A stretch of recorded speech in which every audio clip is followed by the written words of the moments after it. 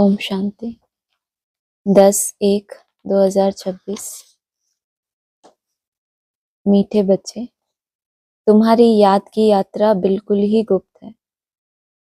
तुम बच्चे अभी मुक्ति धाम में जाने की यात्रा कर रहे हो। प्रश्न है, स्थूल वतनवासी से सूक्ष्म वतनवासी बनने का पुरुषार्थ क्या है?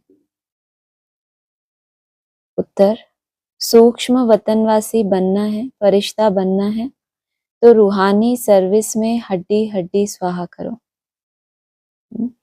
हड्डी तो जिस्म में होती है, और कौन सी सर्विस में?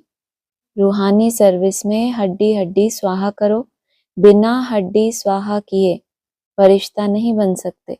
हम तो समझते थे बस देह भान को खत्म करना है, माना मांस ऊपर होता है, हड्डी तो और अंदर होती है। तो हड्डी माना कैसी होती है? कठोर होती है या नरम होती है? और भी ज्यादा उसको मिटा देना क्या होता है? मुश्किल या सहज?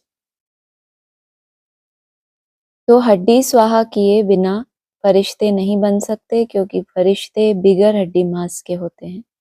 इस बेहद की सेवा में दधीची ऋषि की तरह हड्डी हड्डी लगानी है, तभी व्यक्त से अव्यक्त बनेंगे। गीत है, धीरज धर मनवा। क्योंकि सर्विस कौन सी है तुम्हारी? रूहानी सर्विस। जो सेवा जितनी ज्यादा सूक्ष्म होती है उतनी क्या होती है? पावरफुल तो होती है, लेकिन उसमें मेहनत भी फिर उतनी ज्यादा, और फिर मार्क्स भी क्या होती है? ज्यादा मिलती है ना। तो धीरज दिलाया बाबा ने। बच्चों को इस गीत से इशारा मिला कि धीरज धरो। बच्चे जानते हैं हम श्रीमत पर पुरुषार्थ कर रहे हैं, और जानते हैं कि हम इस गुप्त योग की यात्रा पर हैं। वह यात्रा अपने समय पर पूरी होनी है।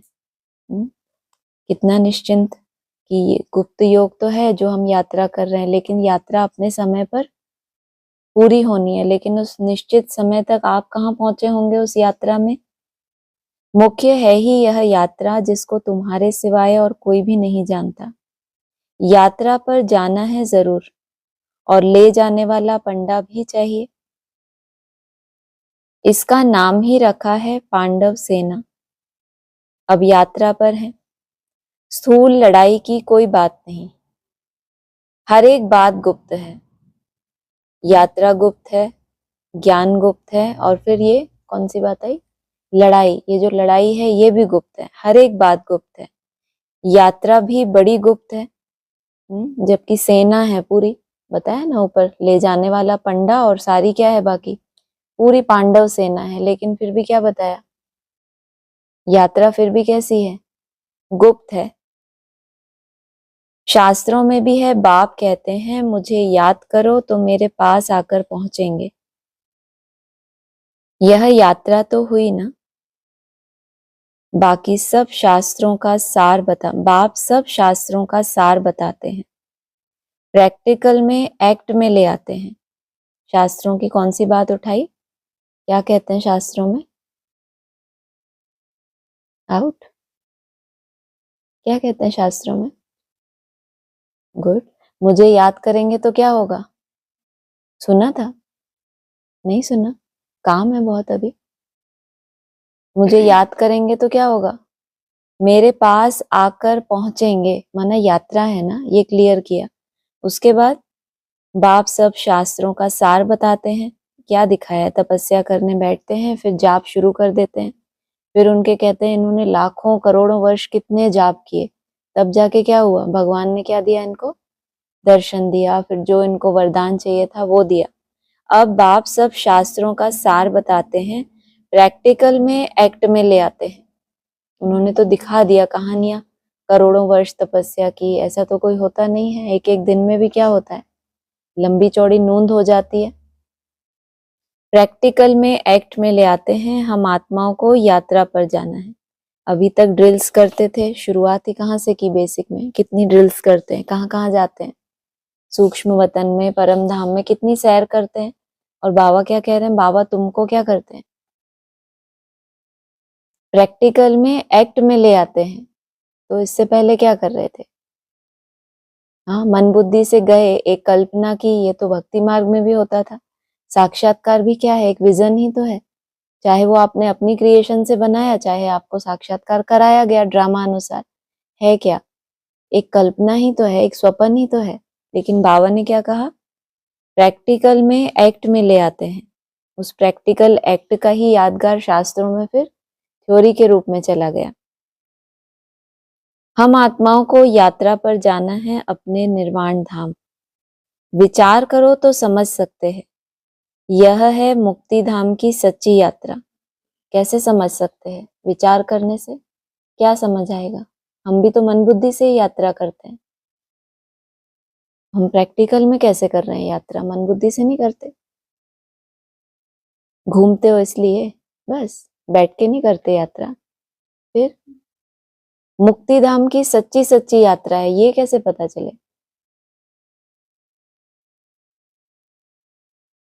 मना आप जब अपने मन को देखते हो, वो तो जब दृश्य बनाते हैं, दृश्य में रमण किया और सैर करके वापस भी तो लेकर आते हैं ना ड्रिल में, या बोलते हैं वहीं रहो अल्पकाल के लिए। लेकिन यहाँ मुक्ति हो रही है किसकी?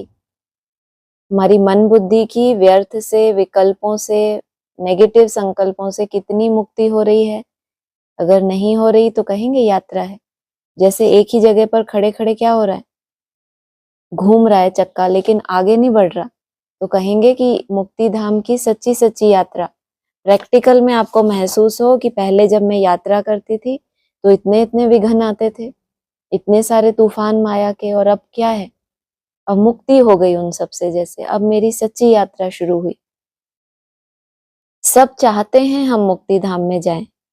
यह यात्रा करने के लिए कोई मुक्ति धाम का रास्ता बताए, क्योंकि 90 साल हो गए ड्रिल्स करते करते, विजन करते, महारथियों की क्लासेस सुनते। अब क्या चाहते हैं? अब लास्ट समय आ गया, व्याधियों का समय आ गया, शरीर छोड़ने का। कम से कम कुछ तो ऐसी अनुभूति हो जो साथ लेकर जाए।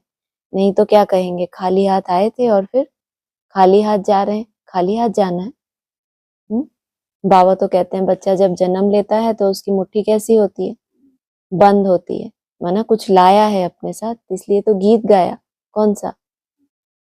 हाँ, और दूसरा तकदीर जगा कर आई हूँ। माना आई हूँ, अभी अभी आते से ही कोई तकदीर जग जाती है, लेकिन पिछला अपना रिकॉर्ड है बुद्धि में कि जब शरीर छोड़ा होगा तो कैसी अवस्था होगी। अपना जो भी पुरुषार्थ किया है उससे संतुष्ट होके कुछ ना कुछ प्राप्ति करके अगर शरीर छोड़े तो क्या कहें, लेकर गए ना अपने साथ वो संतोष। नहीं तो क्या लेकर जाते हैं? पश्चाताप, या जिससे भी लगाव है अंत समय क्या होगा, उसी की तरफ बुद्धि जाएगी। तो चाहते तो सभी हैं कि कोई हमें ये यात्रा करने के लिए क्या करे, रास्ता बताए, परंतु बाप तो अपने समय पर आपे ही आते हैं। जिस समय को कोई नहीं जानते, अपने समय पर आते हैं। कितना अपनापन है इनका, किसका? बाप का। किसके साथ?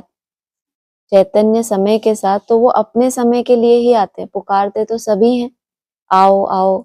बाबा ने क्या कहा, 40 करोड़ ने पुकारा तो आया क्या? लेकिन तुम बच्चे जब पुकारते हो तो मुझे आना होता है, अपने ही समय पर आपे ही आते हैं। जिस समय को कोई नहीं जानते, बाप आकर समझाते हैं तो बच्चों को निश्चय होता है बरोबर यह सच्ची यात्रा है जो गाई हुई है। इतना दिखाते हैं, पहाड़ों पर चढ़े, गलमरे, कितनी कहानियां बनाई हैं। पार्वती ने तपस्या की, ऐसे ऐसे विघ्न आए, फिर वरदान मिले। कहानियां बनी हुई है ना शास्त्रों में। अब तुम्हें समझ में आता है कि हमारी सच्ची यात्रा ये है जो गाई हुई है। भगवान ने यह यात्रा सिखाई थी, मन मना भव मध्याजी भव। यह अक्षर भी तुम्हारे काम के बहुत हैं। सिर्फ किसने कहा यह भूल कर दी है। कहते हैं देह सहित देह के संबंधों को भूल जाओ। इनको, ब्रह्मा बाबा को भी देह है, इनको भी समझाने वाला दूसरा है जिसको अपनी देह नहीं है। कंडीशन ही ये है, समझा ही कौन सकेगा जिसको अपनी देह नहीं है। और वो कैसे है उस अवस्था में, सदा ही है, एवर पूज्य, एवर पावन। वो कैसे है, वही तो तुम्हें इस संगम के लिए भी वैसा बना सकेगा। तो कहा इनको भी समझाने वाला दूसरा है जिसको अपनी देह नहीं है। वह बाप है विचित्र, उनको कोई चित्र नहीं। और तो सबके चित्र हैं। सारी दुनिया चित्रशाला है। क्या बोला? सारी दुनिया चित्रशाला है। और वो बाप कैसा है? विचित्र है, उसको कोई चित्र नहीं। विचित्र और चित्र अर्थात जीव और आत्मा का यह मनुष्य स्वरूप बना हुआ है, तो वह बाप है विचित्र। समझाते हैं, मुझे इस चित्र का आधार लेना पड़ता है। बरोबर शास्त्रों में है, भगवान ने कहा था, जबकि महाभारत लड़ाई भी लगी थी, राजयोग सिखाते थे, जरूर राजाई स्थापन हुई थी, अभी तो राजाई है नहीं। राजयोग भगवान ने सिखाया था नई दुनिया के लिए, क्योंकि विनाश सामने खड़ा था। समझाया जाता है ऐसा हुआ था जबकि स्वर्ग की स्थापना हुई थी। नरक की दुनिया के बीच में क्या देता हूं तुमको? स्व स्थिति में जाने का वर्षा देता हूं। कितनी बड़ी सौगात है, शास्त्रों में भी लिखा है। एक तरफ महाभारत लड़ाई की पूरी तैयारी, और क्या किया भगवान ने? तब तक बच्चों को देखा कि अपने पुरुषार्थ से करें, फिर लास्ट में जब देखा कि अब समय ही नहीं बचा तो क्या दिखाया? विराट स्वरूप दिखाया, जो सिर्फ ज्ञान के आधार से नहीं समझे। तो दिखाया है ऐसा हुआ था जबकि स्वर्ग की स्थापना हुई थी, वह लक्ष्मी नारायण का राज्य स्थापन हुआ था। अभी तुम्हारी बुद्धि में है, सतयुग था, अभी कलयुग है। फिर बाप वही बातें समझाते हैं। ऐसा तो कोई कह ना सके कि मैं परम धाम से आया हूं तुमको वापस ले जाने। परम पिता परमात्मा ही कह सकते हैं ब्रह्मा द्वारा, और किसके द्वारा भी कह नहीं सकते। सूक्ष्म वतन में है ही ब्रह्मा विष्णु शंकर। ब्रह्मा के लिए भी समझाया है, वह है अव्यक्त ब्रह्मा और यह है व्यक्त। तुम अभी फरिश्ता बनते हो। फरिश्ते स्थूल वतन में नहीं होते, कहाँ ट्रांसफर हो जाएंगे? फरिश्ता बनेंगे। सूक्ष्म वतन में कौन बैठे हैं बताया ऊपर? ब्रह्मा विष्णु शंकर बैठे हैं सूक्ष्म वतन में, और ये ब्रह्मा है व्यक्त, और वहां जो है वो कैसा है? अव्यक्त ब्रह्मा। जब तुम फरिश्ता बनते हो, फरिश्ते स्थूल वतन में नहीं होते, फरिश्तों को हड्डी मांस नहीं होता है। यहाँ इस रूहानी सर्विस में हड्डी आदि सब खलास कर देते हैं, होता ही नहीं है हड्डी मांस, या खलास करते हैं। कौन सी सर्विस में? रूह बनने की इतनी सुंदर प्रैक्टिस करते हैं कि क्या हो जाता है? देहभान के साथ साथ जैसे कि हड्डी ही समाप्त हो गई, पूरे ही क्या बन गए? ट्रांसपेरेंट बन गए। यहाँ इस रूहानी सर्विस में हड्डी आदि सब खलास कर देते हैं, फिर फरिश्ते बन जाते हैं। अभी तो हड्डी है ना, कैसे पता चले? ट्रांसपेरेंट हो गए। कोई चीज ट्रांसपेरेंट होती है तो क्या होता है? हद की बात बताओ। ट्रांसपेरेंट माना उसके आर पार आप देख सकते हो। आपका व्यक्तित्व कैसा हो? हाँ, हड्डी तो गुप्त होती है ना, या दिखती है बाहर से? दिखती है हड्डी। तो फिर जब ट्रांसपेरेंट बनेंगे तो क्या होगा? आपके पास कुछ भी छुपाने के लिए रहेगा? कुछ भी ऐसा जो आपको छुपाना चाहो? पारदर्शी हो गए तो क्या करेंगे? इस फर्श से आपका रिश्ता ही खत्म। इस फर्श की दुनिया में क्या करते हैं लोग? अपने को श्रेष्ठ दिखाने के लिए अपनी गंदगी को क्या करते हैं? छुपाते हैं। ऊपर से सुंदर सुंदर क्या करते हैं? वस्त्र धारण करते हैं कि हमारा ये जो बेडोल शरीर है ये दिखे ना। ये तो हद की बात हो गई। और बेहद में फिर हड्डी ही नहीं बची। अब क्या है छुपाने के लिए? क्या हो गए? एकदम लाइट प्रकाश के। इस फर्श की दुनिया के कायदे नहीं है अब तुम्हारे लिए। अब तुम्हें किसी की क्या नहीं है? लोक की कोई परवाह ही नहीं रही, तो तुम किस लोक के वासी बनोगे अब? जब तक इस लोक की परवाह कर रहे थे तो इसका मतलब हड्डी है, क्योंकि इस दुनिया में सबके पास हड्डी है। सब अपनी ताकत लगाते हैं, अपना दिखावा करते हैं। यह भी लिखा हुआ है, अपनी हड्डियां भी सर्विस में दे दी। किसने? दधीची ऋषि ने। क्यों ऐसा नाम पड़ा दधीची? बाबा ने क्या बताया? दही कैसा होता है? दधी माना संस्कृत में, दधी माना दही। कैसा होता है? जाम होता है ना। तो दही की तरह क्या कर दिया?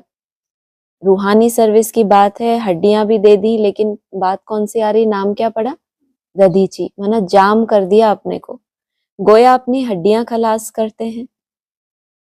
स्थूल वतन से सूक्ष्म वतनवासी बनना है, पहले बेहद में और फिर हद में भी उम्मीद है नहीं है। कहाँ परमधाम जाने से पहले क्या सीन होनी है, क्या होगा, हाँ फरिश्तों की ब्राह्मणों के साथ क्या होगी, संपूर्ण ब्राह्मणों के साथ मीटिंग होगी। यहाँ हम हड्डी देकर सूक्ष्म बन जाते हैं, इस सर्विस में सब स्वाहा करना है। याद में रहते रहते हम फरिश्ते बन जाएंगे, यह भी गाया हुआ है। मिरुआ मौत मलू का शिकार, याद में रहते रहते फरिश्ते बन जाएंगे, तो फिर हड्डी सर्विस में देने की बात कहाँ आ रही है, याद में तो रहेंगे ही और बस हो जाएगा सब कुछ, जादू तो हो जाएगा ना। बोला तो याद में रहते रहते क्या होगा, क्या होगा याद में रहते रहते, अरे क्या होगा, फरिश्ते बन जाएंगे। फिर ऊपर ये क्यों बोला कि हड्डियां देनी है तुमको, कल मुरली में आया था ना, कुछ भी छुपाएंगे अगर तो क्या होगा, फरिश्ते हो आप, कुछ भी छुपा रहे हैं तो ट्रांसपेरेंट कहाँ है, ट्रांसपेरेंट माना कुछ है ही नहीं जो क्या करूं, किसी से छुपाऊं, तो आप फरिश्ते बन गए। याद में रहते रहते हम फरिश्ते बन जाएंगे तब, जबकि आपको अपनी जो हड्डी है उसका क्या हो, हड्डी का भान कितना है, अभी कितना है, देह भान कितना है, जो यात्रा मुक्ति की है उसमें क्या क्या विघ्न है, आपको पता चले कि अभी ये चीजें हैं जो मुझे अभी पूरी तरह ट्रांसपेरेंट नहीं है। तो क्या कहेंगे, लक्ष्य होगा तो याद में रहते रहते ही क्या होंगे, फरिश्ते बन जाएंगे। मिरुआ मौत मलू का शिकार, मलूक फरिश्ते को कहा जाता है, मलूक किसको कहते हैं वैसे, शिकारी को। मिरुआ मौत माना जानवर की मौत हो गई और शिकारी को क्या मिला, शिकार मिला। अब यहाँ क्या बोला, शिकारी किसको कहा जाता है, सुना था, सुना था, मलूक फरिश्ते को कहा जाता है। माना कौन है फरिश्ते, जो इंतजार कर रहे हैं वो क्या है, शिकारी हैं, उनको कौन चाहिए, शिकार, शिकार कौन है, हम बच्चे नहीं, और किसी का आप क्या चाहते हो, फरिश्ते आपका शिकार करके, आपका देवान खलास करके आपको कहाँ ले जाएं, शिकारी शिकार करके कहाँ ले जाता है, अपने साथ ले जाता है ना, तो वो आपको मीटिंग आप नहीं कर पा रहे तो वो शिकार करे, एक ही बात है ना। तुम मनुष्य से फरिश्ते बनते हो, तुमको देवता नहीं कह सकते, यहाँ तो तुमको शरीर है ना। सूक्ष्म वतन का वर्णन अभी होता है, योग में रहे फिर फरिश्ते बन जाते हो, पिछाड़ी में तुम फरिश्ते बन जाएंगे, तुमको सब साक्षात्कार होगा और खुशी होगी।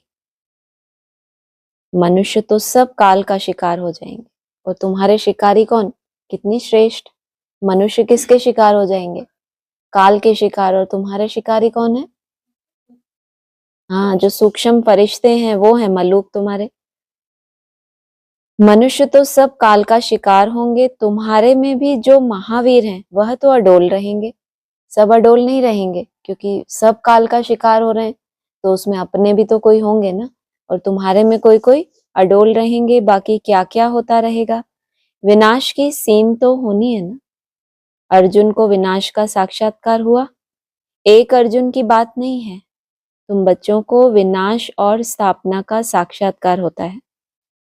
पहले पहले बाबा को भी विनाश का साक्षात्कार हुआ, उस समय ज्ञान तो कुछ था नहीं, देखा सृष्टि का विनाश हो रहा है, फिर चतुर्भुज का साक्षात्कार हुआ, समझने लगे यह तो अच्छा है, क्योंकि पहले विनाश दिखाया तो क्या हालत हो गई अर्जुन की, रोने लग गए थे ना ब्रह्मा बाबा को, जब साक्षात्कार हुआ तो क्या हुआ, रोने लग गए, तो फिर क्या किया उनको, बच्चा रोता है तो उसको क्या करते हैं, अच्छा अच्छा दिखाते हैं ना कि हाँ देखो ये खाओ, तो क्या दिखाया फिर, चतुर्भुज, फिर उनको समझ आया कि ये तो अच्छा है। विनाश के बाद हम विश्व के मालिक बनते हैं तो खुशी आ गई, फिर धीरे धीरे, उस समय ज्ञान तो था नहीं तो उन्होंने क्या समझा, विनाश होगा तो हम विश्व के मालिक बनेंगे, फिर धीरे धीरे समझ आई तो आगे मुरलियों में क्या बोलने लगे, हमको थोड़ी पता था कि इतना समय लगेगा, किसी का बाप विश्व नारायण हो, ऐसा कुछ आया ना मुरली में, तो उस बच्चे को कितना नशा रहेगा। बाद में ये साक्षात्कार हुआ कि विश्व का मालिक बनने वाले कौन है। इसीलिए मुरली में बोला कि जो बने हुए हैं उनकी हम क्या करते हैं, खातिरी करते हैं। तो कहा अभी यह दुनिया नहीं जानती कि विनाश तो अच्छा है ना। पीस के लिए प्रयत्न करते हैं परंतु आखिरी विनाश तो होना है। याद करते हैं पतित पावन आओ, तो बाप आएंगे जरूर, आकर पावन दुनिया स्थापन करेंगे जिसमें हम राजाई करेंगे। यह तो अच्छा है ना। पतित पावन को क्यों याद करते हैं, क्योंकि दुख है। पावन दुनिया में देवताएं हैं, पतित दुनिया में देवताओं के पैर आ नहीं सकते। माना देवताओं की दुनिया भी है, और बोला ना पावन दुनिया में देवताएं हैं, पतित दुनिया में तो देवताओं के पैर आ नहीं सकते। बाप ने संगम पर आकर इनको क्या किया, ट्रांसफर कर दिया। अब ये कहाँ पहुंच गए, वैकुंठ में पहुंच गए। अब नीचे कौन सी दुनिया है, पतित दुनिया है, तो इनके पैर इस पतित दुनिया में नहीं पड़ सकते जब तक नीचे क्या ना हो जाए, सफाई ना हो जाए। तो जरूर पतित दुनिया का विनाश होना चाहिए। गाया हुआ भी है, महाविनाश हुआ। उसके बाद क्या होता है, एक धर्म की स्थापना। सो तो ऐसे होगी ना, माना देवताएं पावन दुनिया में हैं, उसके बाद इस सृष्टि का महाविनाश, और फिर क्या बोला, नए एक धर्म की स्थापना। सो तो ऐसे होगी ना, माना वो एक धर्म की स्थापना हो रही है नीचे अभी, और वो कहाँ बैठे हैं, देवताएं जिनके पैर अभी नहीं पड़ सकते, वो बाद में उतरेंगे। लेकिन बाद में भी राजधानी स्थापना का कार्य क्या हो रहा है, चल ही रहा है। गाया हुआ भी है, महाविनाश हुआ। उसके बाद क्या होता है, एक धर्म की स्थापना। सो तो ऐसे होगी ना, यहां से राजयोग सीखेंगे, विनाश होगा। बाकी भारत में कौन बचेगा, जो राजयोग सीखते हैं, नॉलेज देते हैं, वही बचेंगे। पूरी तरह सीख के अभी बने नहीं है, लेकिन क्या कर रहे हैं, अभी भी सीख रहे हैं। है उनके अंदर इतना मादा कि बन जाएंगे आगे चल के, तो वो फिर बचेंगे। विनाश तो सबका होना है, इसमें डरने की बात नहीं। पतित पावन को बुलाते हैं, जबकि वह आते हैं तो खुशी होनी चाहिए ना। बाप कहते हैं विकारों में मत जाओ, इन विकारों पर जीत पाओ, या दान दे दो तो ग्रहण छूटे। भारत का ग्रहण छूटता जरूर है, काले से गोरा बनना है। सतयुग में पवित्र देवताएं थे, वह जरूर यहां बने होंगे। तुम जानते हो हम श्रीमत से निर्विकारी बनते हैं। भगवान उवाच यह है गुप्त, यह भी गुप्त क्या, कि हम श्रीमत से निर्विकारी बनते हैं। भगवान ने ये कहा था, और है भी क्या, ये गुप्त है। श्रीमत पर चलकर तुम बादशाही पाते हो। बाप कहते हैं तुमको नर से नारायण बनना है, सेकंड में राजाई मिल सकती है। शुरू में बच्चियां 4-5 दिन भी वैकुंठ में जाकर रहती थी। शिव बाबा आकर बच्चों को वैकुंठ का भी साक्षात्कार कराते थे। चांस है ना अभी आपके पास, कितने दिन का, 4-5 दिन का चांस है, तो कहाँ जाओ, बाबा को बोलो कि बाबा आपने ही तो बोला था कि 4-5 दिन वैकुंठ में जाते थे, तो हमारी क्या है विशेष, भट्टी चल रही है तो हमको कहाँ ले जाओ। 4-5 दिन बचे समाप्ति में, तो कहाँ जाना चाहिए, वैकुंठ में रहती थी। शिव बाबा आकर बच्चों को वैकुंठ का भी साक्षात्कार कराते थे। देवताएं आते थे, कितना मान शान से, कहाँ आते थे, अभी तो बताया ऊपर, देवताएं इस सृष्टि में पैर, पतित दुनिया में पैर नहीं पड़ते, लेकिन आश्रम में तो आ सकते हैं।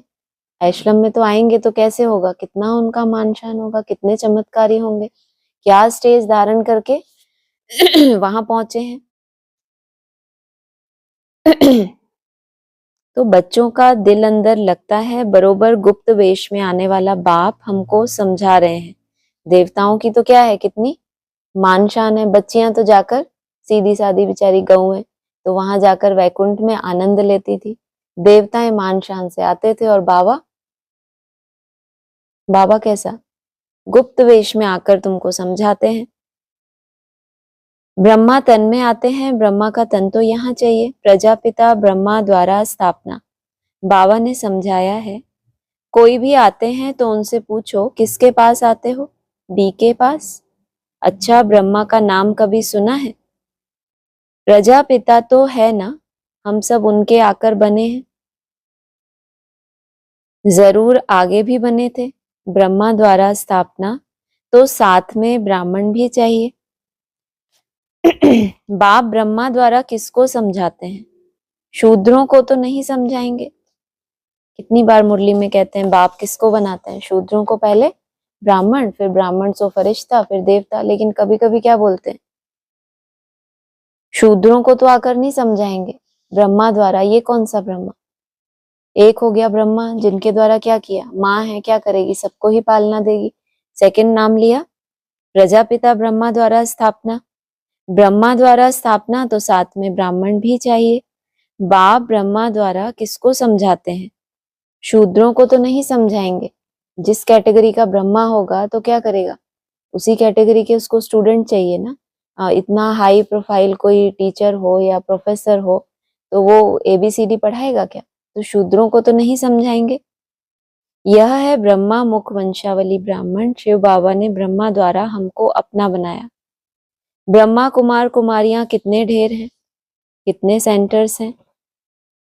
सब में ब्रह्मा कुमारियां पढ़ाती हैं। यहाँ हमको दादे का वर्षा मिलता है। कितनी अजीब बात बोली। क्या बोली अजीब बात? ब्रह्मा कुमार कुमारियां कितने ढेर हैं, कितने सेंटर्स हैं? सब में ब्रह्मा कुमारियां पढ़ाती हैं। और यहाँ हमको किसका वर्षा मिलता है? दादे का वर्षा मिलता है। भगवानुवाच तुमको राजयोग सिखाता हूँ। वह निराकार होने के कारण इनके शरीर का आधार लेकर हमको नॉलेज सुनाते हैं। प्रजापिता के तो सब बच्चे होंगे ना। हम हैं प्रजापिता ब्रह्मा कुमार कुमारियां। शिव बाबा है दादा। उन्होंने एडॉप्ट किया है किसके द्वारा? प्रजापिता ब्रह्मा, तो वो क्या हो गया? बाप हो गया। और शिव बाबा दादा। तुम जानते हो हम दादे से पढ़ रहे हैं ब्रह्मा द्वारा। यह लक्ष्मी नारायण दोनों स्वर्ग के मालिक है ना।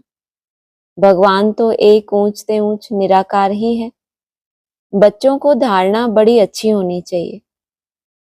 पहले पहले समझाओ। दो बाप हैं भक्ति मार्ग में। स्वर्ग में है एक बाप। पारलौकिक बाप द्वारा बादशाही मिल गई, फिर याद क्यों करेंगे? कहाँ? स्वर्ग में एक ही बाप हुआ लौकिक। पारलौकिक बाप से तो क्या मिला? वर्षा। और भक्ति मार्ग में कितने बाप? अरे भक्ति मार्ग में कितने बाप बताया? हाँ, 3 बताया। अपनी ही मुरली। 2 बाप, एक लौकिक और फिर भक्ति में है तो किसको याद करेंगे? पारलौकिक को भी याद करेंगे ना। तो 2 बाप हो गए। पारलौकिक बाप द्वारा बादशाही मिल गई, फिर याद क्यों करेंगे? दुख है ही नहीं जो याद करना पड़े। गाते हैं दुख हरता सुख करता, वह अभी की बात है। कहाँ तो कहते हैं संगम युग। कौन सा युग है? मौजों का युग। और ये क्या बोला अभी? दुख हरता सुख करता, ये कहाँ की बात है? अभी की ही बात है। जो पास्ट हो जाता है उसका गायन होता है कि इतने दुख में थे ब्राह्मण। बाबा तो पूछते हैं तुम्हें हेवनली गॉड फादर मिला तो फिर तुम हेल में क्यों पड़े हो? लेकिन गायन कहाँ का चला? दुख हरता सुख करता, उसका गायन होता है। महिमा है एक की। वह एक बाप ही आकर पतितों को पावन बनाते हैं। मनुष्य थोड़े ही समझते हैं। वह तो पास्ट की कथा बैठ लिखते हैं। जिनके पास मनन चिंतन बहुत है, प्रैक्टिकल जीवन नहीं है, तो क्या करेंगे? जो पास्ट हो गया उनकी कथा बैठ लिखेंगे। तुम अभी समझते हो बरोबर बाप ने राजयोग सिखाया जिससे बादशाही मिली। 84 का चक्र लगाया। अभी फिर हम पढ़ रहे हैं। फिर 21 जन्म राज्य करेंगे, ऐसा देवता बनेंगे। ऐसे कल्प पहले बने थे। समझते हो हमने पूरा 84 जन्मों का चक्र लगाया। अब फिर सतयुग त्रेता में जाएंगे। तब तो बाप पूछते हैं आगे कितनी बार मिले हो? क्या कहा? विश्राम कर लेते ना जितनी देर यहाँ रट्टा आगे कितनी बार मिले हो क्यों पूछा? हम जब पूछते हैं तो हमसे क्या कह देते हैं? हम भी तो कभी कभी पूछते हैं कि बाबा ये सृष्टि आखिर कब से चलती चली आई है? तो ये क्या करते हैं? हमारी बुद्धि को चलाना चाहते हैं। 84 का चक्र लगाया, समझते हो हमने पूरा 84 जन्मों का चक्र लगाया। अब फिर सतयुग त्रेता में जाएंगे। तब तो बाप पूछते हैं, अभी नहीं पूछते। कब? जब तुम्हारा पूरा उल्टी सीढ़ी चढ़ते चढ़ते कहाँ पहुंच जाओ, 84 जन्मों के भी ऊपर। अब तुम्हें पूरा अपना चक्कर दिख रहा है, तो तुमने चक्र को क्या किया? किसी चक्कर के आप बीच में खड़े हो तो उसको पूरा देख सकते हो। जब आप एकदम उसके टॉप पे जाओगे, कोई सर्कल है उसके एकदम टॉप में जाओगे तो सारे सब कुछ देख पाओगे ना। नहीं तो जहां खड़े हो वहां कैसे देखोगे? एकदम टॉप में चले गए तो आप क्या करोगे? अपना पूरा साइकिल देख रहे हो, माना तुमने देखकर क्या कर लिया? पूरा कर लिया ना तुमने। उस चक्कर से बाहर आ गए तुम। किसी चक्कर में आप बंधे हुए हो, जब उससे बाहर निकल के उस चक्कर को ही साक्षी होके देख रहे हो। जैसे ये अर्थ है, पृथ्वी है जिसके अंदर हम रहते हैं, जब स्पेस में जाते हैं तो इससे डिटैच होकर पूरी पृथ्वी को देखते हैं ना। उससे बाहर चले जाते हैं तो कहा 84 का चक्र लगाया। अब फिर सतयुग त्रेता में जाएंगे। अब फिर कौन सा समय आ गया तुम्हारा? परम धाम में हो, वहां से क्या करते हो? अब तुम्हें फिर पता है चक्कर लगाना है। तब तब तो बाप पूछते हैं। उससे पहले तुम पूछते रहो, लेकिन तब बाप तुमसे पूछते हैं आगे कितनी बार मिले हो। हंसी करते होंगे कि तुम पहले पूछते थे ना भाई, स्मृति की ये चक्कर कितनी बार घूम चुका। यह प्रैक्टिकल बात है ना, ये सबसे मुख्य बात। ये हवा की बातें नहीं है। चक्कर पूरा करना, सतयुग त्रेता में फिर से आना, अपने चक्कर को देखना और फिर ये स्मृति आना कि हम कितनी बार बाप से मिले हैं। ये प्रैक्टिकल बात है ना। नया भी कोई सुने तो समझेंगे 84 का चक्र तो जरूर है, ये तो नया भी समझ जाएगा। लेकिन ये बात जो ऊपर बताई पूरा करने की, जो पहले वाले होंगे उनका ही चक्र पूरा हुआ होगा। समझने को तो नया भी समझ गया, ये बात समझना इतनी बड़ी बात नहीं है। लेकिन उस चक्कर के टॉप पे जाके खड़े हो जाना और अपना चक्कर पूरा करना, वो कौन कर पाएगा? जो पहले वाले होंगे उनका ही चक्र पूरा हुआ होगा। बुद्धि से काम लेना है। इस मकान में, इस ड्रेस में बाबा हम आपसे अनेक बार मिलते हैं और मिलते रहेंगे। हूबहू रिपीटेशन है ना। तो क्या कहा? इसी मकान में और इसी ड्रेस में आपसे मिलते रहेंगे। पतित से पावन, पावन से पतित होते ही आए हैं। कोई चीज सदैव नई ही रहे यह तो हो नहीं सकता, पुरानी जरूर बनती है। तो फिर यही ड्रेस, यही मकान, इसकी भी 4 अवस्थाएं होंगी नहीं होंगी? कोई भी चीज हमेशा तो नई रहती ही नहीं है। लेकिन ऊपर क्या बोल दिया? इसी मकान में और इसी ड्रेस में। और आगे फिर कोई चीज सदैव नई ही रहे यह तो हो नहीं सकता, पुरानी जरूर बनती है। हर चीज सतो रजो तमो में आती है। अभी तुम बच्चे जानते हो नई दुनिया आ रही है, उसको स्वर्ग कहा जाता है। यह है नर्क, वह है पावन दुनिया। बहुत पुकारते हैं, हे पतित पावन हमको आकर पावन बनाओ, क्योंकि दुख जास्ती होता जाता है ना। परंतु यह समझते नहीं कि हम ही पूज्य थे फिर पुजारी बने हैं। द्वापर में पुजारी बने, अनेक धर्म होते गए, बरोबर पतित से पावन, पावन से पतित होते आए। द्वापर में ही पूजा की दरकार क्यों पड़ी? बताया ना, द्वापर में तुम पुजारी बने क्यों? क्योंकि दूसरी तरफ क्या हो रहा था? अनेक धर्मों की स्थापना हो रही थी। तो तुमको क्या करना था? अपने इष्ट को त्यागना नहीं था। तो क्या तुमको रास्ता दिया गया कि भक्ति के माध्यम से तुम एक व्रता ही बने रहो, क्योंकि अनेक धर्मों का अब क्या होगा? फैलारा होगा। बरोबर पतित से पावन, पावन से पतित होते आए हैं। भारत के ऊपर ही खेल है। तुम बच्चों को अब स्मृति आई है। अब तुम शिव जयंती मनाते हो। बाकी और कोई शिव को तो जानते ही नहीं, लेकिन क्या करते हैं? हद में तो क्या करते हैं? शिव जयंती ब्राह्मण कितने धूमधाम से मनाते हैं। बाबा क्या कह रहे हैं? बाकी और कोई शिव को तो जानते ही नहीं, हम जानते हैं। बरोबर हमको राजयोग सिखलाते हैं। जितना आपने जाना है सिर्फ बुद्धि से पता चलेगा, या क्या बताया आगे?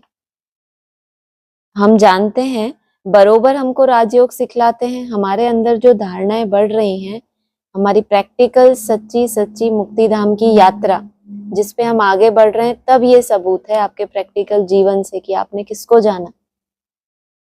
जिसको कोई नहीं जानता शिव को। शिव जयंती तो मनाते हैं, लेकिन शिव को कोई भी नहीं जानते। ब्रह्मा द्वारा स्वर्ग की स्थापना हो रही है। जरूर जो योग सीखेंगे, स्थापना करेंगे, वही फिर राज्य भाग्य पाएंगे। पहले क्या करेंगे? योग सीखेंगे, फिर स्थापना करेंगे, स्थैर्यम होंगे उस अवस्था में, फिर राज्य भाग्य पाएंगे। उनको शौक नहीं है कि हमको कोई राजा ही मिले, लेकिन ड्रामा अनुसार क्या करेंगे? पाएंगे, बहुतों के क्या करेंगे? उद्धार करने के निमित्त बनेंगे। हम कहते हैं बरोबर हम कल्प कल्प बाप से यह राजयोग सीखे हैं। बाबा ने समझाया है अभी यह 84 जन्मों का चक्र पूरा होता है, फिर नया चक्कर लगाना है। चक्र को तो जानना चाहिए ना। ये शूटिंग पीरियड जब समाप्त हो जाता है फिर क्या होता है? लास्ट में कलयुग की शूटिंग आ जाती है, तो तामसिकता हो जाती है। फिर बाबा क्या कहते हैं? अब नया चक्कर शुरू होगा। तो पहले भी नया चक्कर शुरू हुआ कब? शूटिंग पीरियड की समझ कब से मिली है ब्राह्मणों को? 61 से लेके पता चला ना कि ये संगम पे चारों युगों की शूटिंग होती है, फिर 4 अवस्थाओं से होते होते कहाँ समाप्त हो गया? 2003-4 में क्या बोल दिया? अभी ये कलयुग की शूटिंग है। एकदम क्या हो गया? चक्कर पूरा हो गया। किसी आत्मा का तो पूरा हुआ होगा ना। तो जब वो चक्कर पूरा हुआ, तामसिकता, कलयुग की शूटिंग, घोर अज्ञान की रात्रि, बाबा ने कहा ही था ना कि ये क्या है समय? एकदम कलयुग की शूटिंग चल रही है अभी लास्ट। और उसके बाद फिर क्या हुआ? नया चक्कर शुरू हो गया। सतयुग, त्रेता, द्वापर, कलयुग। फिर वो चक्कर कब पूरा हो गया? 18 के आसपास। तो फिर ऋण के वर्ष दिए, तो फिर 18 में भी क्या हुआ? घोर अज्ञान की रात्रि हो गई ना। फिर वहां से 24 के बाद फिर नया चक्कर शुरू हुआ। तो ये क्या होता है? 84 का चक्कर पूरा होता है, फिर नया चक्कर लगाना है। चक्र को तो जानना चाहिए ना। भल यह चित्र ना हो तो भी तुम समझा सकते हो। अब तुम हो गए ना ऐसे समझदार, तुम्हारे पास कोई चित्र ना भी हो तो भी, क्योंकि तुमने प्रैक्टिकल चक्कर लगाया है, तो समझोगे भी तुम। बाप समझाते हैं यह तो बिल्कुल सहज बात है, बरोबर भारत स्वर्ग था अब नर्क है। सिर्फ वह लोग समझते हैं कलयुग अजुन बच्चा है। तुम कहते हो यह तो कलयुग का अंत है, चक्र पूरा होता है। बाप समझाते हैं मैं आता हूँ पतित दुनिया को पावन बनाने। 27 के लिए भी क्या कहा था बाबा ने? घोर अज्ञान की रात्रि। शिव जयंती कब होती है? 18 को तो बताया था हाँ कि रात्रि का समय, लेकिन घोर कब बोल दिया था? जब सारे ही ब्राह्मणों के लिए हो। 27-28 तो अभी वो समय भी कहाँ आ गया? एकदम नजदीक। लेकिन ये क्या समझते हैं? कलयुग अभी अर्जुन बच्चा है। तो 27 के लिए भी क्या आता है क्लासेस में? चक्कर क्या होगा? कंप्लीट हो जाएगा। एक चक्कर माना उसमें ही क्या है, जैसे कि नूंदा हुआ है तुम्हारा पूरा बड़ा चक्कर। तो क्या बता रहे हैं? चक्र पूरा होता है। बाप समझाते हैं मैं आता हूँ पतित दुनिया को पावन बनाने। तुम जानते हो हमको पावन दुनिया में जाना है। तुम मुक्ति, जीवन मुक्ति धाम, शांति धाम, सुख धाम और दुख धाम को भी समझते हो। ढेर सारे कर दिए ये तो। पहले क्या बताया? मुक्ति, जीवन मुक्ति धाम। पहले क्या है? दुख दर्द है तो क्या हो हमें? उससे मुक्ति मिले। पहले तो अभी मुक्त हुए हैं, मुक्त होने के बाद क्या करेंगे? मुक्ति धाम की यात्रा है ना। तो मुक्त हुए हैं तो कुछ ना कुछ यात्रा आगे बढ़े। जीवन मुक्ति, रोज बाबा समझाते हैं जीवन मुक्ति की नई नई परिभाषाएं। क्या समझाया था?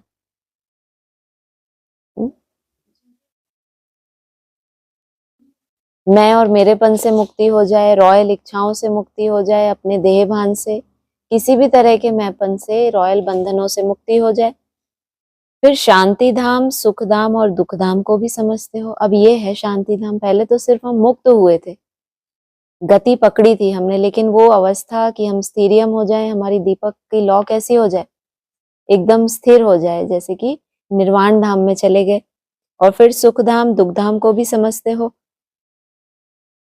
परंतु तकदीर में नहीं है, तो फिर यह ख्याल नहीं करते कि क्यों ना हम सुख धाम में जाएं। बरोबर हम आत्माओं का घर वह शांति धाम है।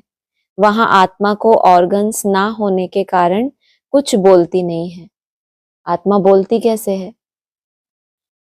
ऑर्गन्स के द्वारा बोलती है। और कैसे बोलती है? आत्मा माना क्या? मन बुद्धि। मन बुद्धि कैसे बोलती है?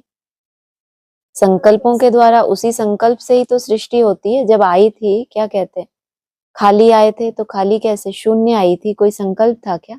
इस सृष्टि में आई तो फिर क्या हुआ? आधार लिया और फिर शुरू। वहां आत्मा क्या है, ऑर्गन्स है ही नहीं, हड्डी भी क्या कर दी इन्होंने अपनी, खलास कर दी, तो बोलेगी क्या, तो शांति में चली गई। शांति वहां सबको मिलती है। सतयुग में है एक धर्म, शांति तो सबको मिल रही है। हाँ, कुट पिट के गए हैं उनको भी क्या मिल रही है, इतना कुटे पिटे, अब शांति, अधिकार है ना उनका, क्योंकि भोग लिया जितना भोगना था। सतयुग में है एक धर्म, यह अनादि अविनाशी वर्ल्ड ड्रामा है जो चक्र लगाता ही रहता है। आत्मा कभी विनाश नहीं होती।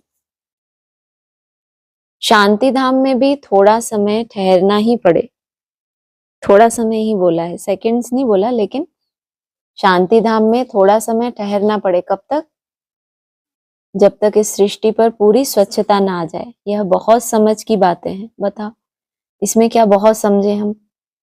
पीछे बताया, यह अविनाशी अनादि ड्रामा जो चक्कर लगाता ही रहता है।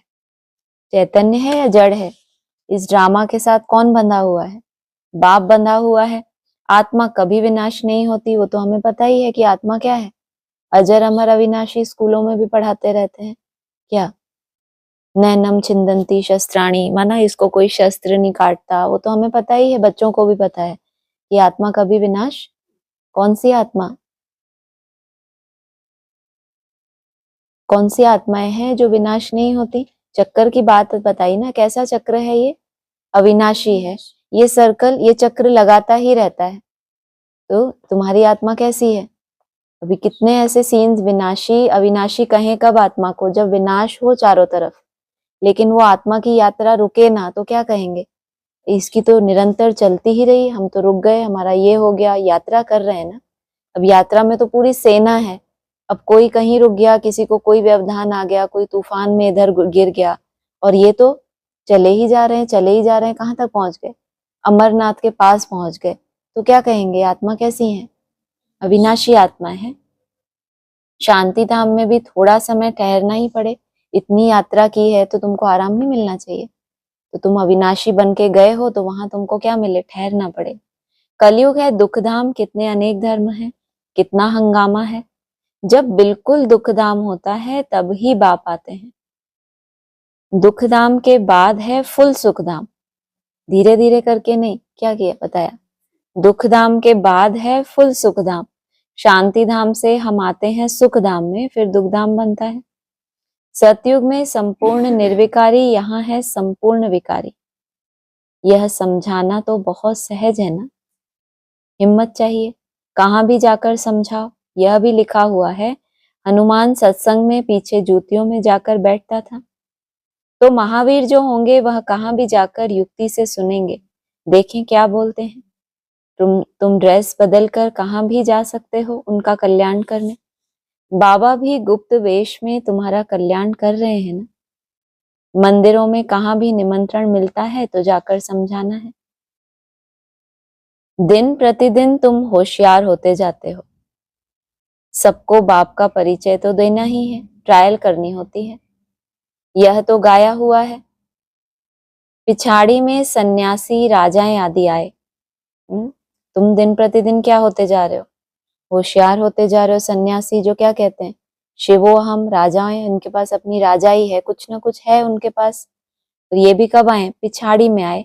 राजा जनक को सेकंड में जीवन मुक्ति मिली, वह फिर जाकर त्रेता में अनुजनक बना कहाँ जाकर, मिली तो सेकंड में जीवन मुक्ति। और तुम्हारी विशेषता क्या, तुम आहिस्ते आहिस्ते दिन प्रतिदिन होशियार होते होते 25 वर्ष में क्या हुए, संपूर्ण नारायण स्वरूप ही धारण कर लिया। आए कहाँ, सतयुग में। और ये लास्ट में आए कौन, सन्यासी और राजाएं, और राजा जनक को 1 सेकंड में जीवन मुक्ति। फिर भी पुरुषार्थ तो करना पड़ता है, तो कहाँ जाकर अनुजनक बने, अनु माना महीन रूप कहाँ धारण किया, त्रेता में जाकर। अच्छा, मीठे मीठे सिकीला दे बच्चों प्रति माता पिता बाप दादा का याद प्यार गुड मॉर्निंग। रूहानी बाप की रूहानी बच्चों को नमस्ते, रूहानी बच्चों की रूहानी बाप दादा को नमस्ते। धारणा के लिए सार है, क्या होना चाहिए, मुरली में कौन सी बात रिपीट हुई बार बार, हाँ, हड्डी हड्डी स्वाहा करके फरिश्ता बनना। अंतिम विनाश की सीन देखने के लिए अपनी स्थिति महावीर जैसी निर्भय अडोल बनानी है। गुप्त याद की यात्रा में रहना है। गुप्त याद की यात्रा और प्रत्यक्ष कैसी होती है याद की यात्रा?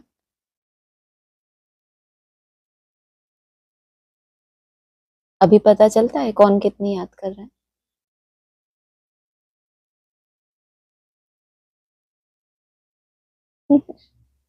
माना आपका आप निराधार हो यात्रा के लिए, कोई ना कोई आधार है। अभी इनका इतना अच्छा है चार्ट, ये है सबका इतना अच्छा और मेरा इतना, और आप भागे एकदम कि आज नेचुरल नेचर माना इंटरनल आपको ऐसी समझ बुद्धि में बैठ गई कि मुझे क्यों याद करना है, उससे आत्मा का क्या कल्याण होगा। अपनी पर्सनल यात्रा पर आप खड़े हो गए, कोई कंपटीशन में नहीं हो, किसी को देखकर नहीं दौड़ रहे आप, अपनी ही चेकिंग कर रहे हो और अपनी कमजोरियों का बहुत साक्षात्कार हो रहा है। तो फिर क्या होगा?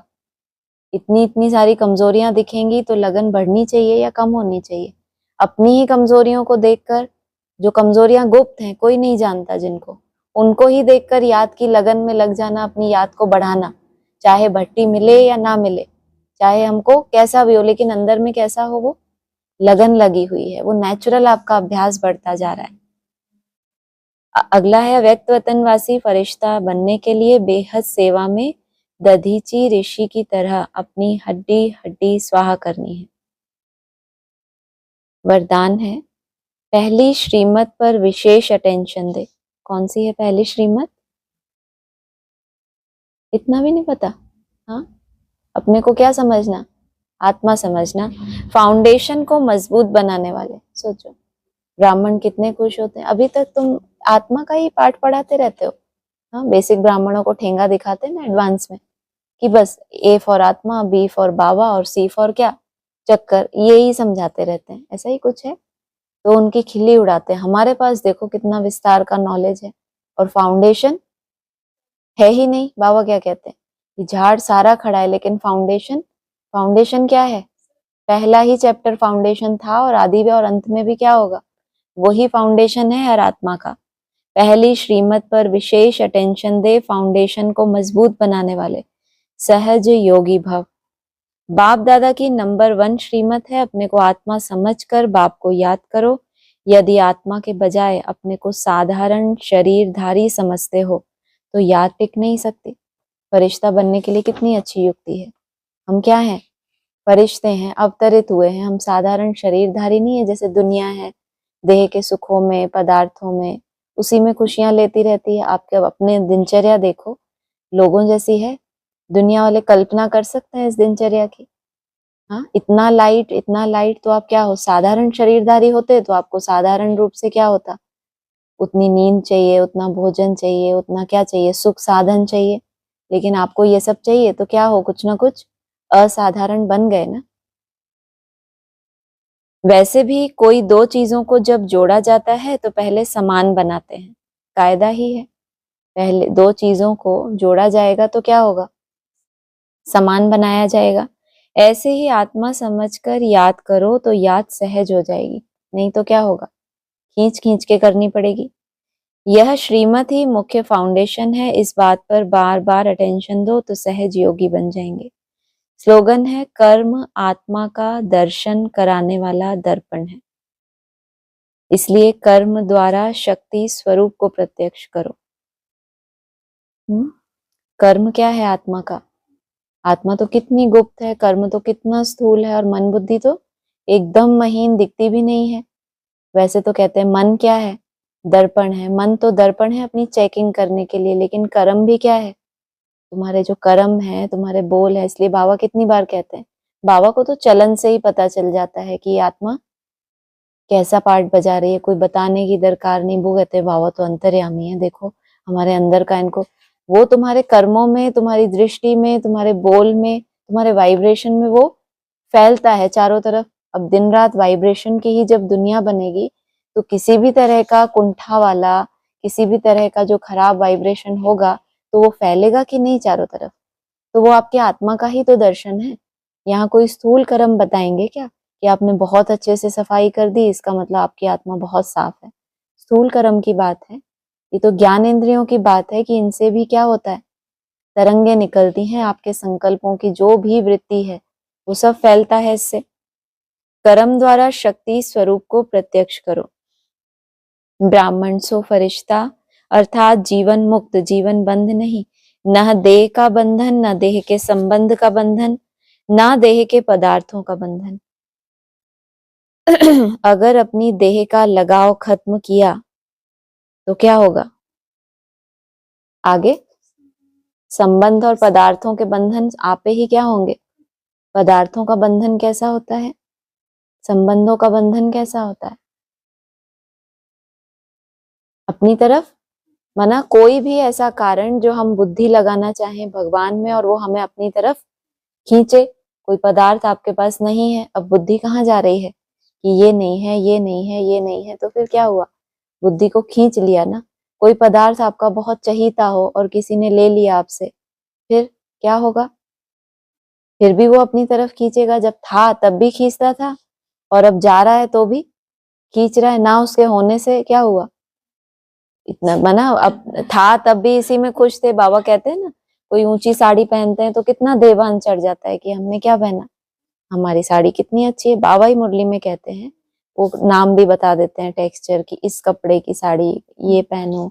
ऊंची चीज हमेशा ही क्या करेगी? आपका देवान बढ़ाएगी। और परिभाषा सुनो कि हम तो क्या है, तन मन धन सब अर्पण। और कोई छोटी सी चीज आपसे आपकी ले ले जो आपको बहुत पसंद है, क्या होता है? 1 सेकंड में हाँ जी हो जाता है? अपने मन से पूछना चाहिए, 1 सेकंड लगता है या ज्यादा लगता है? ज्यादा लगता है ना। इसका मतलब स्वाहा करने में 1 सेकंड नहीं, लेकिन वो मैं से प्यार ज्यादा है। वैसे तो हम कहते हैं हमारा अपना क्या है, सब कुछ तो किसका है? बाबा का। और बाबा का कोई बच्चा आपसे कहे कि आपकी ये चीज क्या करो, मुझे दे दो, तो 1 सेकंड में होगा हाँ जी? एक ही सेकंड में। आपकी सबसे प्यारी चीज है वो, ये ध्यान रखना। भले वो पदार्थ है और वो बाबा का बच्चा है, बहुत अच्छा बाबा का बच्चा, साधारण बाबा का नहीं, बहुत अच्छा। तो क्या करोगे? हर एक को किससे प्यार होता है? जो बाबा ने परम सत्य बता दिया कि केवल अपनी आत्मा से प्यार होता है, उसके बाद अपनी देह से, और उसके बाद आता है हाँ देह का पदार्थ और देह का संबंध। क्योंकि देह का पदार्थ इस देह के लिए यूज होने वाला है, इसलिए उससे अटैच। अब संबंधों को छोड़कर तो यहाँ आ गए ना, तो रोज याद आती है क्या संबंधों की? लेकिन पदार्थ, क्योंकि वो हमारी इस देह से कनेक्टेड है, इस देह के लिए यूज करना है। संबंधियों को कनेक्टेड है मालूम है बुद्धि में, लेकिन ठीक है उनसे तो दूर हो गए ना। लेकिन पदार्थों से दूर होने में दिक्कत होती है ना। ये तो अपने अनुभव के आधार से बोलना चाहिए, जैसे हम बता रहे हैं तो किस आधार से? संबंधों की याद नहीं आती, लेकिन कोई पदार्थ है जो लगता है कि ये अगर हमसे कोई बोले दे दो तो दे पाएंगे। लेकिन अपने को जब चेक करते हैं और जब 1 सेकंड में हाँ जी होता है, तो खुशी किसको होती है? आत्मा गदगद होती है कि नहीं? लौकिक दुनिया में भी कोई दान पुण्य करते हैं तो क्या होता है? एक आत्मा को खुशी होती है, ऊपरी रूप से नहीं। अभी हम जितना देहभान में है तो स्वाहा माना देते हैं तो क्या निकलता है अंदर से? हाय निकलती है। नहीं मिलता तो भी क्या होती है? हाय निकलती है कि हाय दिया ही नहीं। तो फिर अभी दोनों ही जगह से क्या है? हाय निकलती है। लेकिन जब आत्मा को हर्षित पना होता है, जो वो चाहती है वो कर पाती है, और 1 सेकंड में, तो क्या होगा? तो अगर अपनी देह का लगाव खत्म किया तो संबंध पदार्थ के बंधन आपे ही खत्म हो जाएंगे। ऐसे नहीं कि आप कोशिश करेंगे, आपकी क्या हो गई? देना आपकी नेचुरल नेचर हो गई। तब आप क्या बने? देने वाले को क्या कहा जाता है? देवी। ऐसे कहना तो बहुत आसान है, देवी बनो। कोई जरा सी चीज ली और रोने लग गए, ये नहीं मिला तो रोने लग गए, ये क्यों नहीं दिया, तो देवी है क्या? अभी तो लेवता है कि मुझे ये क्यों नहीं दिया, माना लेवता। कुछ भी कारण है जो मुझे चाहिए, इसका मतलब लेवता है। बनना क्या है हमें? हम देने के लिए सदा तैयार हैं, और ले लो और ले लो, भरपूर है हमारे पास। क्योंकि हमारी क्या है? तमन्ना ही खत्म हो गई। बाबा ने मुरली में बोला है ना, जिनकी अपनी कोई भी कामना रह गई वो दूसरों की कामना कभी भी पूरी कर नहीं सकते। और देवताओं का क्या दिखाते हैं? जिसको जो वरदान दिया उसको वो सफलीभूत हो गया, तो खुद ने कुछ मांगा होगा कभी? जब उस स्टेज पे पहुंचते हैं तब बनते हैं वो देवता। कोशिश शब्द ही सिद्ध करता है कि पुरानी दुनिया की कशिश है, इसलिए कोशिश शब्द समाप्त करो, देह भान को छोड़ो। अच्छा? ओम शांति।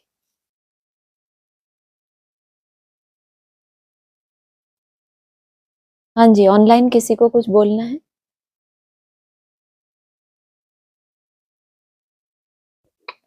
ओम शांति। ओम शांति।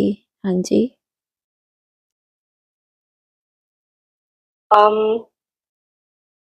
एक मुरली में बाबा ने कहा कि न समझने कारण त्रिमूर्ति में शिव रखते ही नहीं, ब्रह्मा को रखते हैं, जिसको प्रजापिता ब्रह्मा कहते हैं, प्रजा को रचने वाला। परंतु उनको भगवान नहीं कहेंगे, भगवान प्रजा नहीं रचते हैं। जैसे आज आया ना मुरली में कि बाप ब्रह्मा द्वारा ब्रह्मा है तो साथ में ब्राह्मण भी होंगे, तो कोई शूद्रों को तो नहीं समझाएंगे। तो ये एक कंट्रास्ट हुआ ब्रह्मा का और प्रजापिता ब्रह्मा का। वहां जो बोला कि ब्रह्मा को दिखाया है, शिव को नहीं दिखाया, माना उस समय ये कहेंगे कि जब ब्रह्मा की मूर्ति पार्ट बजा रही थी तो उनको तो मान्यता दे रहे थे, लेकिन शिव बाबा का जो नेक्स्ट पार्ट आगे आने वाला था उसको मान्यता नहीं दी, उस चित्र को नहीं मान्यता दी, तो जैसे शिव के उस स्वरूप को उड़ा दिया। बाकी तो शिव का जो एक्चुअल स्वरूप है, मैं जो हूं जैसा हूं, तो लास्ट में सामने आने की बात है। लेकिन उस समय के लिए कहेंगे कि ब्रह्मा को दिखाते हैं, लेकिन शिव का जो टीचर के रूप में पार्ट है उनको नहीं वैल्यू देते, जबकि उनके द्वारा रचना होनी है। हाँ जी। अच्छा। जी, और आगे आया कि भगवान प्रजा नहीं रचते हैं, भगवान के तो सब आत्माएं बच्चे हैं, फिर कोई द्वारा प्रजा रचते हैं। हाँ बिल्कुल। कल भी तो बताया था, पारलौकिक बाप के आत्माओं के हिसाब से वो सबका बाप है। बाकी प्रजापिता ब्रह्मा तो यहाँ चाहिए, जो प्रजापिता ब्रह्मा है उसके द्वारा राजधानी की जो पूरी बननी है, तो कोई राजा होगा और वहां पे राजधानी की अपनी अपनी कंडीशन होंगी। बाप तो सभी आत्माओं का बाप है, लेकिन धर्म तो अनेक स्थापन हो जाते हैं, तो जिसने जैसी धारणाएं की वो अपने लिए वैसी ही राजधानी तैयार करते हैं।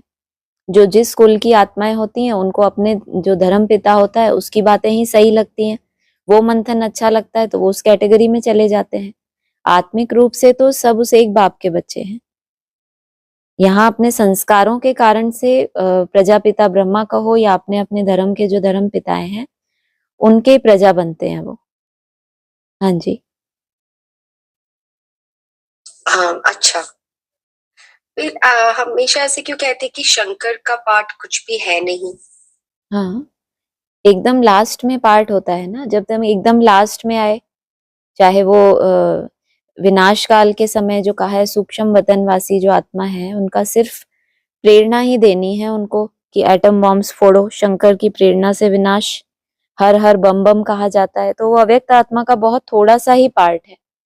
विष्णु को तो कितना सजा सजाया दिखाया, तो यहाँ प्रैक्टिकल में भी इन मूर्तियों को तो सजाना है अव्यक्त आत्माओं को, तो उसमें तो टाइम भी लगता है, पार्ट भी लंबा चौड़ा है ब्रह्मा और विष्णु का। विनाश करना है उसमें तो कोई खास टाइम नहीं लगता, कोई मकान तोड़ने में टाइम कम लगता है और निर्माण करने में ज्यादा टाइम लगता है, तो थोड़ा सा पार्ट है। हाँ जी। और फिर ऐसे कहा कि शंकर तो जन्म मरण से न्यारा है, इसीलिए शिव और शंकर को फिर मिला दिया। बिल्कुल, ये यहाँ की बात हो गई। जो 76 में आत्म साक्षात्कार हुआ या जो निश्चय बुद्धि बने, उसके बाद कभी भी अनिश्चय और निश्चय में नहीं आते। और वो जो सूक्ष्म वतनवासी आत्मा है वो अव्यक्त वतन में सबसे ऊपर की कैटेगरी में है, वो जन्म मरण में वो भी नहीं आती। यहाँ बेहद और वहां पे सूक्ष्म वतन के लिए हद में भी होगा ऐसा। हाँ जी। अच्छा, फिर कहा कि वास्तव में शिव का तो बहुत पाठ है, पढ़ाते हैं। बिल्कुल, पूरा संगम योग पढ़ाने में ही 100 वर्ष तो समझने में ही लग गए। आया ना क्लासेस में कि 100 वर्ष तो हमको इस ज्ञान को समझने में ही लग गए, अभी 200-300 वर्ष और खींचेंगे, मतलब पूरा मिला के, कि आगे पूरी तरह से वो जो पुरानी दुनिया की विनाश और स्थापना, राजधानी, उस सब कुछ होने के लिए इतना समय खिंच जाता है। तो कहेंगे कि कितना लंबा पार्ट है पूरा, ये जो द्वापर युग में भी उनको पार्ट प्ले करना है, कहते हैं भक्तों को फल देता हूँ, संगम युग पे पढ़ाने का कर्तव्य। बाकी तीनों देवताओं को तो अपने अपने पार्ट प्ले करने हैं।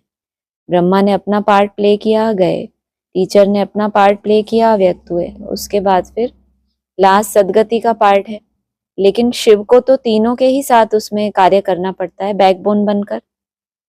हाँ जी। अच्छा जी। और एक मूली का पॉइंट है, एकाग्रता अर्थात सदा निर्व्यर्थ संकल्प, निर्विकल्प, इसका क्या मीनिंग? पहले व्यर्थ से मुक्त होंगे, निर्व्यर्थ माना व्यर्थ है ही नहीं, और निर्विकल्प व्यर्थ समाप्त होने के बाद जब शुभ संकल्प बचते हैं फिर उन शुभ संकल्पों को भी समाप्त करते हैं, तो भी जो बैकग्राउंड म्यूजिक या जो हल्का फुल्का संकल्प का भी एक विकल्प होता है, वो बहुत सूक्ष्म स्वरूप होता है उसका, उसको चेक करना भी इतना आसान नहीं। लेकिन जब निर्वात स्थान में जो दीपक का बाबा मिसाल देते हैं, जब वो अवस्था होती है तो उसमें वो भी नहीं होता, वो विकल्प भी समाप्त हो जाते हैं। मना आत्मा ने चक्कर पूरा कर लिया, मुक्त हो गई अब, व्यर्थ से भी, संकल्प से भी और विकल्प से भी। हाँ जी। जी।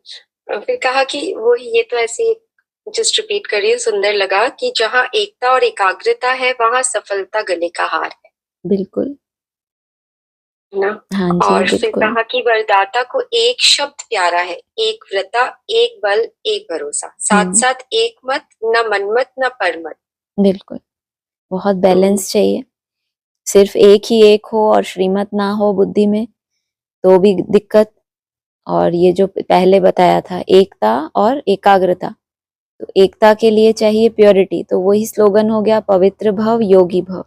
पहले पहले मुख्य बात पवित्रता की, जितनी प्योरिटी होगी तो उतनी यूनिटी होगी, यूनाइट होंगे। माना जैसे चीनी होती है वो बांधती है हर चीज को, तो ऐसे सबसे मिलजुल कर संस्कार मिलाना, मिठास से रहना, तो वो कहेंगे यूनिटी, वो प्योरिटी के आधार से है। जब सबकी दुआएं मिल रही हैं, सबसे संस्कार मिल रहे हैं, नेगेटिव कुछ है नहीं, तो कहेंगे कि अभी आत्मा कैसी हो रही है। धीरे धीरे एकाग्रता इसकी बढ़ेगी, दुआएं भी लिफ्ट का काम करती हैं। जिनके बीच में आप रहते हैं, मेहनत करते हैं संस्कार में लाने की, तो उनकी दुआएं आपको मिलती हैं, तो वो एक आपके पुरुषार्थ में लिफ्ट का काम करती हैं। हाँ जी। हाँ जी, ठीक है। हाँ जी। ओम शांति। ओम शांति। दीदी आज मेरे को एक प्रश्न पूछना था। बोली मैं ना कि शिव बाबा आकर तुमको बैकुंठ का भी साक्षात कराते हैं, तो बच्चे 4-5 दिन बचे हैं। और 2-3 दिन पहले भी मुरली में आया था ना कि 18 जनवरी, तो वो 18 जनवरी के लिए बाबा किस चीज का इशारा दे रहे? बाबा ने तो उस टाइम अव्यक्त वाणी में कह दिया था कि अभी 18 जनवरी तक पवित्र भव और योगी भव। पवित्रता की परिभाषा बताई थी, व्यर्थ संकल्प भी अपवित्रता है। दूसरा शुभ भावना, शुभ कामना रखना सबके लिए, उस हिसाब से बताया था। और अभी ये जो भट्टी चल रही है 21-21 दिन के 4 इसमें वो होते हैं, सेमेस्टर कह लो। तो पहला जो है वो 14 तारीख को पूरा होगा, 25 दिसंबर से। तो ग्रुप में भट्टी 14 जनवरी को पूरा होगा। तो जो ग्रुप में भट्टी चल रही है उनके 21 दिन पूरे होने वाले हैं, तो उसमें अभी 4 दिन बचे हैं। तो इसलिए बच्चियों को लक्ष्य दिया कि वैकुंठ की सैर करो 4-5 दिन। हाँ जी। हाँ। और फिर बता ना कि शूद्रों को तो आप समझाते नहीं, और फिर बता दिया कि आप आकर सब बच्चों को पढ़ाते हैं। हाँ जो माँ के द्वारा पालना मिली वो तो जब भक्ति का फाउंडेशन था, तो जो शूद्र थे वो तो भक्ति में ही रहे, उनको आगे पढ़ाई की कोई लगन ही नहीं थी, वो समझना ही नहीं चाहते थे, तो आप क्यों समझाएंगे तो फिर जब आगे पार्ट आता है, जब पढ़ाई का पार्ट आता है, माना जैसा टीचर होगा उसको वैसी समझ वाले बच्चे चाहिए। ब्रह्मा बाबा को चारों तरफ सेवाओं का पार्ट बजाना था, उन्होंने सेवा के फील्ड में सेवा के रतन तैयार किए। लेकिन जो प्रजापिता ब्रह्मा है, जिसको कोई जानते नहीं, बाबा ने कहा ऑक्यूपेशन भी गुप्त है, वो जिनको पढ़ाते होंगे वो तो जरूर ब्राह्मण ही होंगे, उनका लक्ष्य ही होगा जीवन में पवित्रता आए। ढिंडोरा पीटना उनका कभी लक्ष्य ही नहीं होगा। तो जैसा टीचर होता है वो फिर वैसे स्टूडेंट भी उसके होते हैं। तो ये अलग अलग कैटेगरी के ब्रह्मा है। हाँ जी। ठीक है दीदी। ओम शांति। और किसी को कुछ बोलना है?